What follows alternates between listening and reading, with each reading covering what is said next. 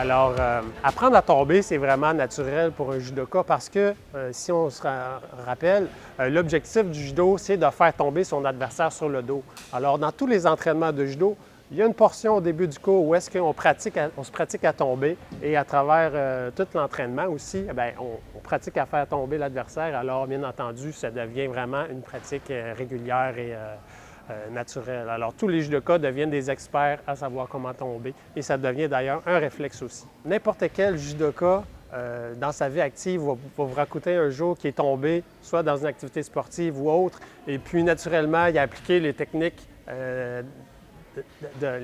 d'apprentissage des chutes, et puis il ne s'est pas blessé. Alors, c'est un des bénéfices de la pratique du judo. C'est un bénéfice secondaire, mais finalement, ça devient vraiment très utile au cours de la vie de tous les jours pour le reste de notre vie.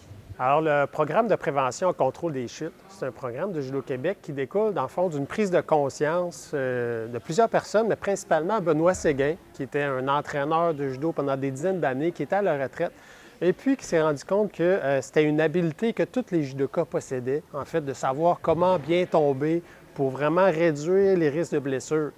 Alors, lorsqu'il a pris cette prise de conscience-là, il dit, bien, pourquoi ne pas l'enseigner, l'isoler et l'enseigner, cette technique-là, ces apprentissages-là, et puis commencer avec une clientèle de personnes plus âgées. Alors, on sait que la clientèle de personnes plus âgées, lorsqu'ils ont une blessure comme ça liée à une chute, bien, parfois, c'est le début là, de la perte de leur mobilité et de leur vie active. Alors, ça peut vraiment être plus dommageable, une chute, quand on est plus âgé. Alors, il a commencé comme ça à enseigner la prévention et le contrôle des chutes à travers différentes techniques d'enseignement qui viennent du judo. Et puis, il a par la suite enseigné, propagé cet enseignement-là à différents entraîneurs de judo. On a organisé plusieurs formations. Et maintenant, ça fait partie d'une offre de service de plusieurs clubs de judo, de faire de la prévention et du contrôle des chutes pour les personnes plus âgées.